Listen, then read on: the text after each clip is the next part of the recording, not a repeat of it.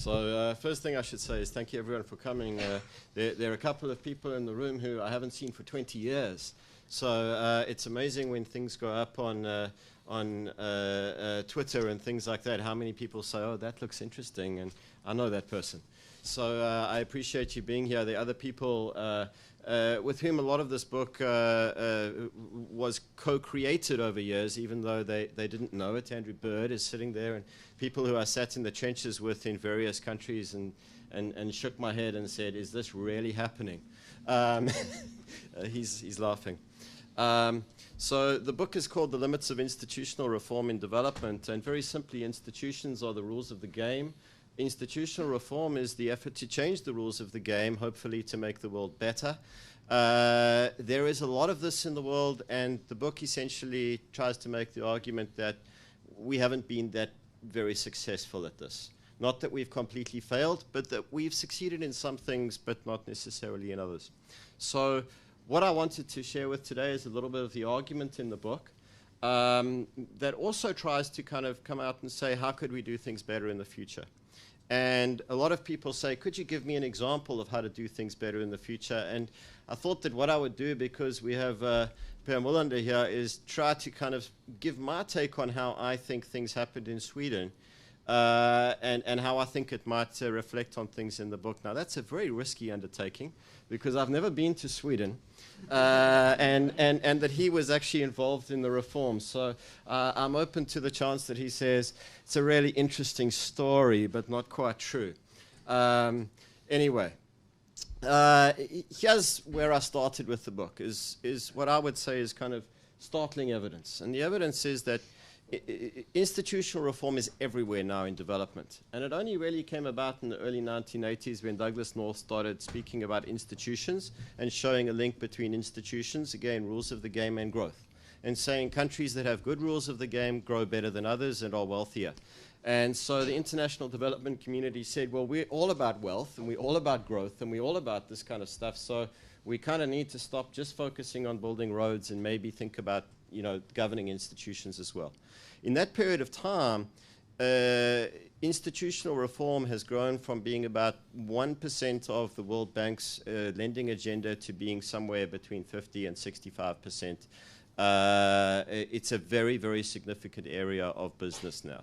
Whether you're doing an agricultural reform, a roads reform, or our bread and butter governance reforms, pretty much there are changes in laws, there are changes in government structures, and there are efforts to change the rules of the game. It's everywhere.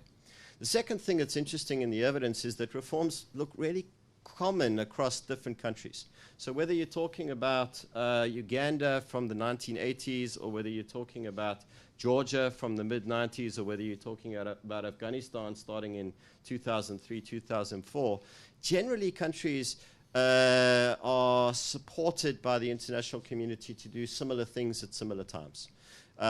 In my research, I basically show that there's kind of like a 75% overlap of the reform story in any given country. Not that everything is the same, but there's an incredible amount that's the same. So you'd think, well, this suggests that we really know what we're doing. You know, we have a right model, and you know, we do it everywhere, so gee, we must be good at this. Not quite. The donors themselves who actually do this reform, essentially, when they evaluate how well this works, the success rate is somewhere between 30 and 60%, depending on what you're looking at. Now, it's not very good to me. You know, in all of the evaluations, there are ways in which the donors speak about this and blah, blah, blah. But essentially, 30 to 60% of the projects don't deliver what they intended to do. Even when they do deliver what the project intends to do, you have to understand that they're saying, well, they managed to pass a law. Not necessarily that there's any execution of the law, okay? And not necessarily that actually people live by the law and that it's changed the way that people behave. So essentially, to me, this is a story about a reform agenda that's new, very big, takes up a lot of money, seems to suggest that we know the answer, but is not working well. The excuses that people had when I started coming up with these observations were things like, well, the government's just, you know, they weren't sincere when they did the reforms, or the reforms are new and they're going to pay off in 20 years' time, or, you know, all of these kinds of things that maybe we just didn't do enough and we need to do more. And in the book, and I'm not going to go into it now, I basically look at all of these things and say those don't really carry that much water. Those excuses don't work to explain very much of what's going on. And a new explanation is more looking at the evidence to say it's not that reforms are either countries are going down or going up, it's that they seem to be going like this. So they'll go up for a period of time and everyone says, gee, they're doing really well, and then they'll kind of hit the skids and go down. And then they'll go up again and people will say, well, they're doing really well. The poster child for this is Argentina. Is there anyone here from Argentina? Good, I can, yes, okay. But essentially, you know, Argentina in the 1990s starts off from a very bad place and says we're going to do all of these fiscal reforms and we're going to change the rules of the game and our politicians are going to behave themselves, etc. And the IMF come out and make statements like, you know, these guys are serious reformers and they show the world how to do it. Then in '96 we found out that none of it was real and the country goes back into a slide for a number of years and the IMF start to say they didn't do anything. And then in 2002, the government responds by introducing exactly the same reforms that they did in the 1990s and saying, no, this time we're going to do it better. And the IMF literally comes and says, well, you know, we've got a new administration, they mean it. And then in 2006, we're back again saying they're really terrible. So the idea is there's a signal, but then there's a failure to act on the signal. And the signals are often kind of, we're going to do the best practices. They're really difficult to do, and then we can't implement them, we fail, and then we signal again. I have many, many examples. You know, the problem with reforms as signals is that they are adopted with very little reflection on context. So, you know, you kind of say, well, what is it that you want us to tell you that we're doing? We'll tell you that we're doing that thing. We're not going to spend enough time to see if it actually makes any sense given who we are. So, you know, in Argentina, they committed to doing fiscal reforms, but any student of the Argentine political system would have said these things are not going to work because of the informality in the system. It's not possible. And even, you know, even at the time, there were people saying this isn't going to work, but no one really paid attention. The second thing is they promise complex best practices that take an incredible amount to make work, but then they don't actually provide the things that are required. I use the example of accounting reforms in Africa in the private sector, where if you want an accounting reform to work, you have to have norms of disclosure where businesses actually agree that it's a good thing to share your information with some accountants or auditors, and for those people to determine if you are doing things properly or not. Now, if you don't have those norms of disclosure, you can have accounting firms and accounting laws and accounting systems, but it's not going to work, and that's kind of where we are. So to pull it off, you need a lot, and the reforms don't always provide that. The third thing is that they involve champions, but not the people who actually have to do the work. So when I was working in the World Bank, you could put a project through as long as you had the Minister of Finance's signature. Okay, but often most of the reforms I was dealing with didn't really involve the Minister of Finance after 5 days. After 5 days, they involved the budget director in the Ministry of Health or the district budget head. And no one ever asked those people what they thought. And so, you know, essentially these guys, when they get the reform and they're told to do it, they just don't because they either can't or they haven't bought into it and they don't think it matters. So because you put these things together and they deliver, you know, some results, a new law, a new unit or whatever, but, you know, I say you get the what you see is not what you get problem in development. And my best example of this at the moment, I'm doing some work in Uganda. Uganda on record has the best anti-corruption laws in the world. Global Integrity scores them 100 out of 100. Italy is 81. And I'm going to talk about Italy later, so you'll understand why I mentioned them. The problem in Uganda is that Global Integrity also measures the implementation of the law, and it scores 48. So the gap is 52. What you see is not what you get. Italy scores 76. The gap is 5. So, you know, I say in Italy, it doesn't look that good, but it is what it is. Uganda, it's a different problem. So, you know, I say the context problem in a picture. Oftentimes you look in a developing country and you say, well, how much reform can we do? Or you don't ask that question and you find that the whole is quite small, meaning there isn't really that much capacity and the political will to do things is not that great. If you say, dang it, I'm going to do the reform anyway. And so you end up really kind of with this square peg that you fit into that round hole, and after a while it just doesn't fit. The content problem in a picture is that often institutions are like icebergs.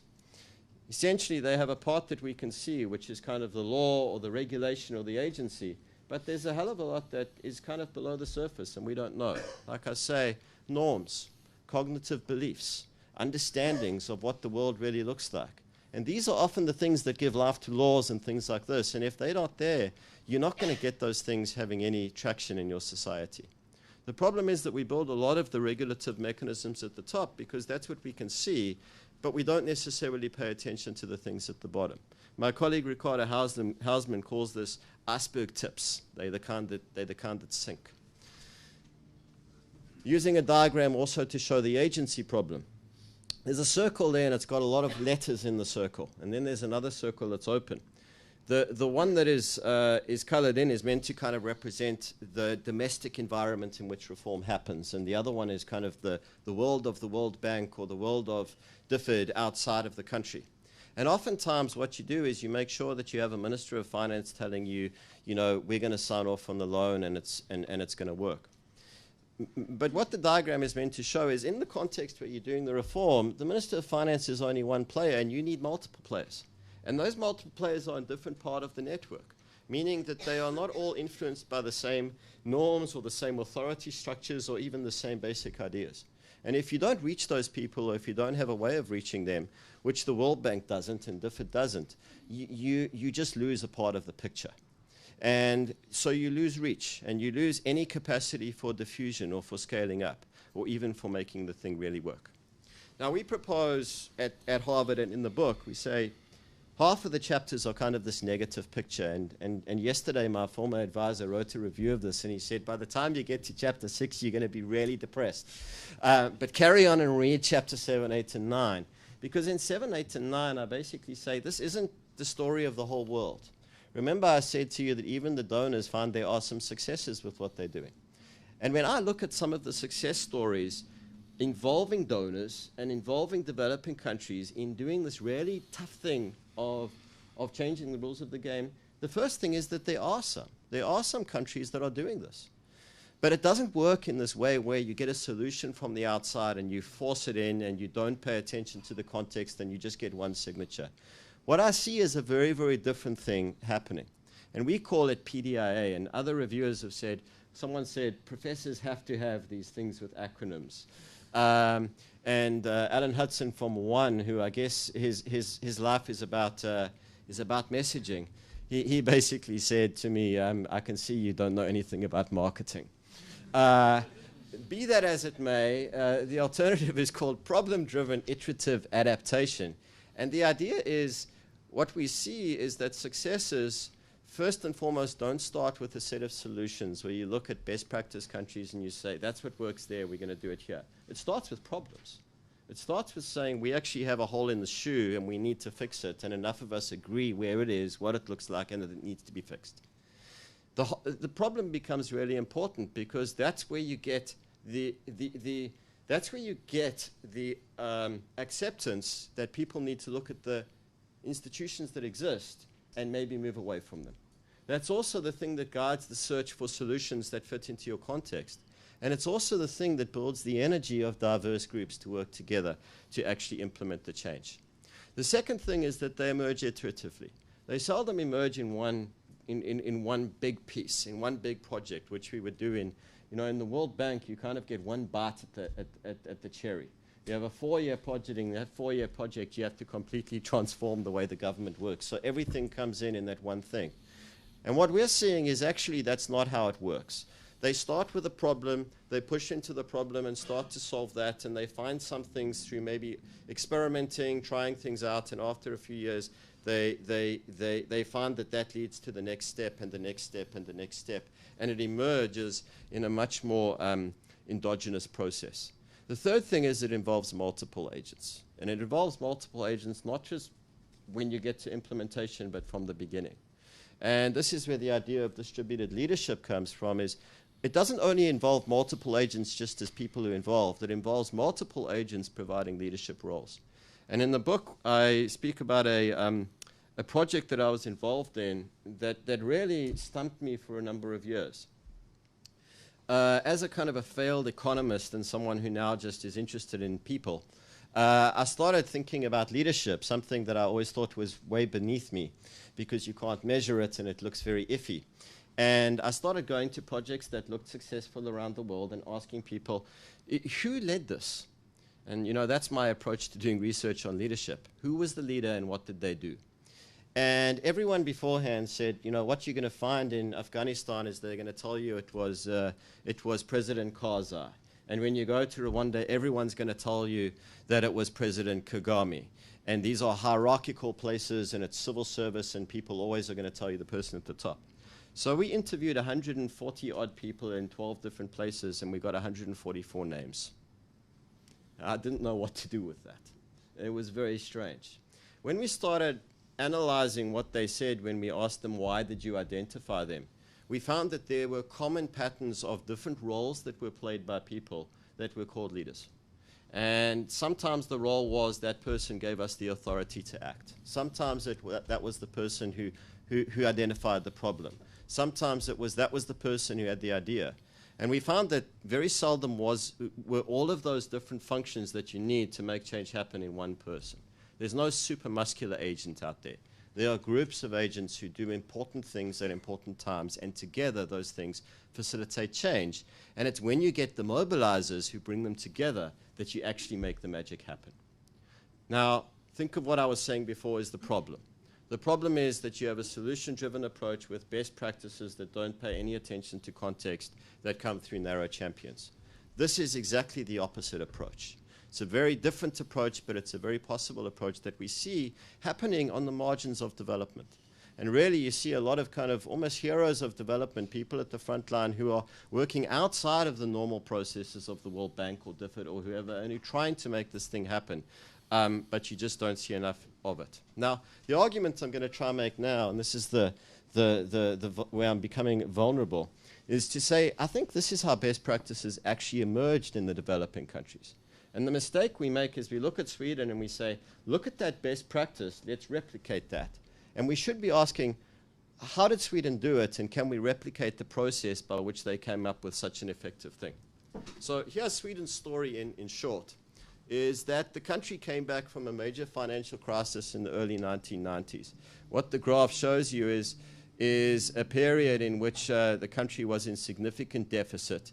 I think it got to about 13% at one time per. And introduced a bunch of reforms in the mid-1990s that kind of came to a head in 96, 97. Didn't stop there, carried on there. And pretty much up until the current period have had fair control of their budget system. Where I came up with this graph was on a blog of someone working in the US Treasury who put this up there and said, we need to copy Sweden in 2009 because they said, you know, Sweden has got the results that we want. And it was interesting because the blog then said, the solution is that Sweden has a fiscal council, and I'll get to this in a second, and we need to copy their fiscal council. I'm not going to go into detail of what it is because it kind of doesn't really matter, but I'll tell you why it matters in a second. Now, and let me basically go past this. How I look at the Swedish story is in a sense I see Sweden look very much like a lot of the developing countries that I worked with in its PFM area in the 60s, 70s, and 80s. And that's a dangerous thing to say with a Swede sitting at the table. But essentially, you saw a lot of, a lot of people aware that there were things going wrong in the public financial management system, that it was in need of reform, and there were many efforts to introduce reforms for a good period of time. Most of these things didn't really work, and most of them were plucked out of other places. We were talking earlier about the program budgeting reforms that were plucked out of the US and put into the Ministry of Defense in the 1960s, and they didn't really work very well. I see some of these things in the 1980s as well. So mostly what you had it was kind of lessons of failure from these past reforms, which is kind of what I see when I look at Africa and a lot of other developing countries. And in the early 1990s, it is alarming to me at how many things Sweden didn't have. It didn't have a budget calendar. It didn't really have procedural authority in the Ministry of Finance. It didn't have expenditure controls. Things that when you look at Sweden now, you would imagine must have been there for 100 years because they work so well. You think, well, these things take time to actually take place. Surely they weren't there in they were there in 92. No, they weren't there in 1992. So then they had this gigantic crisis. You had this financial sector meltdown, and the country went into deficit. And this is a crucial point in time. But it's not a point in time where they phoned the World Bank or the IMF, as did Argentina at the exact moment, and said, what should we do? And the IMF said, you should copy New Zealand and introduce these fiscal rules, which is exactly the same time that's what's happened. Essentially, you know, the government initially started with an austerity program and got control over the finances. But apart from that, you had a group of technocrats, and I actually thought that Per was in the Ministry of Finance at the moment, but it actually makes my story better.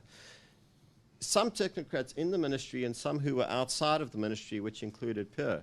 Remember I said groups make a difference, it's not just the minister, who were essentially trying to create the story that we needed reform. And one of the things that they did is they went to another person who was actually in Indiana at the time, Jürgen van Hagen, who was an academic. We do have some importance in the world, and had created an index that showed the quality of budget systems in EU countries. And that he convinced Jürgen to assess Sweden's system on the basis of this. And they came out, and I don't think that I have the diagram here. I don't have the diagram, and I'm sorry about that, because we were talking about that just now. And Per shows this diagram. You have it. Yeah. That he'll show you just now, that essentially showed that Sweden performed second worst out of all the countries that were assessed. Now, that's interesting, and that's bound to get some attention. But more interesting than that, the country that was just in front of it was Greece, and the one that was just below it was Italy. So it allowed for a very interesting narrative that is bound to help you frame a problem, which is we don't want to be like Italy. And we don't want to be like Greece because we're Sweden, and we always thought we were more like Germany, maybe.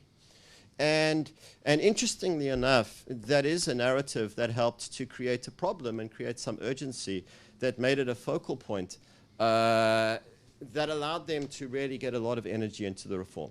From 92 to 97, there were a lot of ideas put forward, passed through the parliament. There was a process of engaging multiple people, learning from the ideas, and essentially in 96, 97, introducing, and I'm moving quickly because I'm taking up time, introducing a new law that actually had a lot of buy-in, that from the beginning would work because it reflected the Swedish realities. It reflected what people in the parliament and people in the government saw as an appropriate and relevant response to the problem that they were facing. And that then in the years to come led to other reforms. We were discussing earlier how in 2000 there was the introduction of some fiscal rule type elements. They didn't come in 97, they came in afterwards when you moved from one thing and then you iterated to the next, and since that time you've moved to others. Now, do you remember I mentioned the commission that this best practice blog said America needs to copy? That said this is really the secret to the success. That only came in 2008. But that is one of the problems of people who look at a system and look at what it looks like now and says, I'm going to judge what made that successful. You often get it wrong. It's the process that led to this that I think made Sweden successful. And if we can replicate that process in developing countries, we'd be much better than trying to replicate what it looks like today. So some lessons. The reforms were influenced by context very deeply. That it was people within the context not only saying we have a crisis, but saying how do we use the crisis and how do we construct a narrative that moves people in a way that they actually do reforms that are going to be pretty deep and pretty painful. And that then allow you to go into what I call purpose of muddling, which is I don't really know what the solution is today, but I'm going to take some ideas and I'm going to work with those ideas and move towards solutions in an iterative process over a period of time, which is what I think has happened in Sweden. Let me move past that and that. and say, what is the implications, I think, for institutional reform in development and the role of indicators and things like this, given that some people in the room might be interested in what's going to happen with development post-2015, and are we going to have a governance indicator where we force every government in the world to behave in the same way? The first thing is, I think, instead of kind of hawking solutions and becoming salesmen of best practice, which I think development has kind of become in many countries, we need to focus on, sparking and supporting local change processes. They're happening all around us. There's so many things going wrong in developing countries that, looking for problems is not going to be that hard. The thing is, how do you turn the things that are going wrong into problems that people pay attention to, like these guys did in Sweden? The second thing is foster these purpose of muddling processes where you find and fit solutions that actually work in that context. Part of the purpose of muddling process involves engaging with the people who are going to have to live with the new rules of the game afterwards.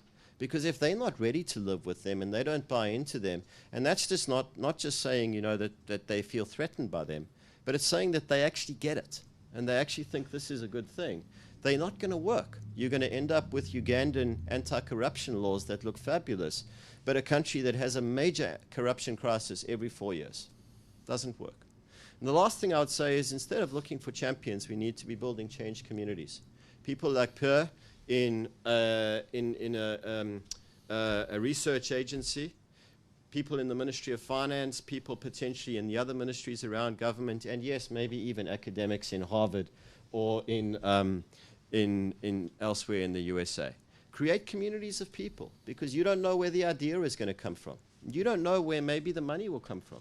And you don't know who's going to provide you authority in that moment where, if you don't have the authority to push through, the reform dies. You need to have those groups and you need to build them. And this is something that I think the international community could do. Now, in the title I said, what is the role of indicators? And you'll see in the rest of the slide, I have no role of indicators. And one of the reasons why I have no role of indicators is because my critique is of reforms as signals. And I think that global indicators that say, what you need to do is X, Y, and Z, they perpetuate the best practice idea that we actually know what we're doing, and that what you should do is what everybody else should do, and that we can actually assess you, and that when you perform very well on this, it actually means something. And my sense is that we've been doing that for 15 or 20 years, and what we find is countries, and I'm going to say it again, like Uganda, do very well on the indicators and very, very well, very, very poorly otherwise. They have mastered the form at the expense of the function. And I think that we need to be careful with indicators in this area, because I think that it fosters the signaling behavior, and it doesn't necessarily encourage people to pay serious attention to the context, to look for content that works for them, and to build change communities that you can't reflect in an indicator. So thank you very much.